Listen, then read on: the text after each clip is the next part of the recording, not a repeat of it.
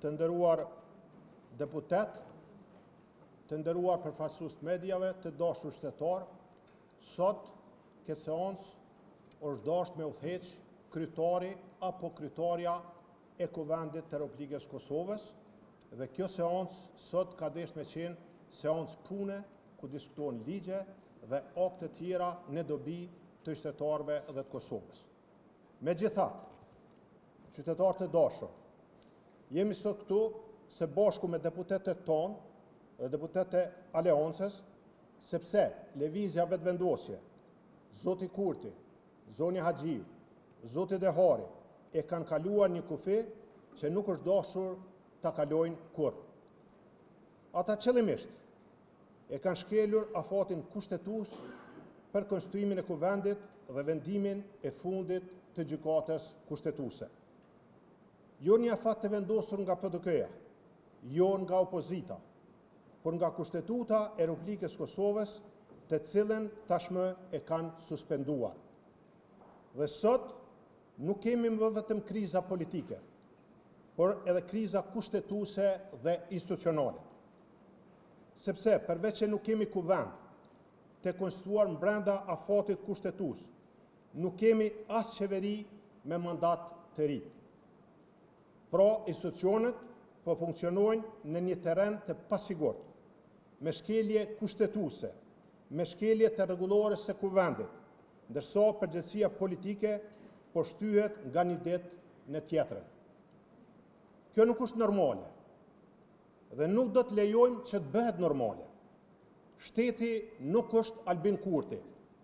Shteti është kushtetuta, janë ligjet, janë institucionet dhe kufit që askush nuk ka të drejtë t'i kalojë. Grupi parlamentar i vetëvendosjes e ka fituar të drejtën të propozojë kryetarin e Kuvendit, por nuk e ka fituar të drejtën të ndalë orën kushtetuese. Kurti e ka fituar të drejtën të negociojë, por nuk e ka fituar të drejtën të vendosë interesat politike mbi kushtetutën. Avni Dehari e ka përgjegjësinë për ta drejtuar seancën konstituive, por nuk ka mandat ta interpretoj kushtetuten sipas interesit të partisë së tij. Rreziku më i madh tashmë nuk është vetëm shkelja, por që shkeljen e kanë bërë president. Precedentin po e bëjnë praktik dhe praktikën e shkeljeve po na shesin si normalitet. Ne e refuzojmë këtë. Nuk ka mandat politik mbi kushtetutën. Nuk ka shumicë mbi kushtetutën. Nuk ka individ mbi kushtetutën.